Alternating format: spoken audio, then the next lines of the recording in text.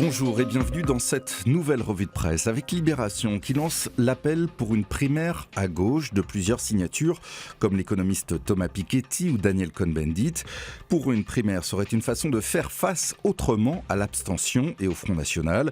Libération, par la plume de son patron Laurent Geoffrin, explique vouloir vivifier le débat civique avant un premier tour qui sera dominé, dit-il, par la peur du FN et la crainte du péril de l'élimination. Il faut débloquer le système, reste à savoir comment le président sortant prendra la chose. À droite, la primaire, c'est une certitude et on en est déjà au pronostic. Pour le Figaro, Alain Juppé creuse l'écart puisque le maire de Bordeaux obtient 38% des intentions de vote dans un nouveau sondage, loin devant Nicolas Sarkozy, en nette baisse à 29%.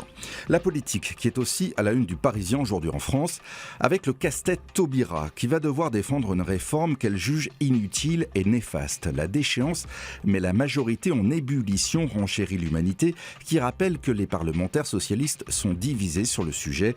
Le Monde explique que le gouvernement se retrouve ainsi dans une situation inédite avec une ministre ouvertement opposée à un texte qu'elle est censée porter et défendre devant les parlementaires.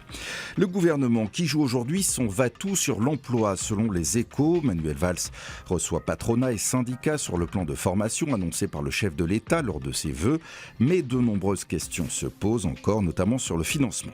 Une très belle photo à la une de la Croix avec l'ombre de la statue de la place de la République. Le dernier hommage de la semaine aux victimes des attentats de janvier n'a pas attiré les foules, même si l'émotion était au rendez-vous. L'Humanité se pose la question: que reste-t-il de l'élan du 11 janvier et regrette cette commémoration de trop, à la limite, dit-il, de l'instrumentalisation.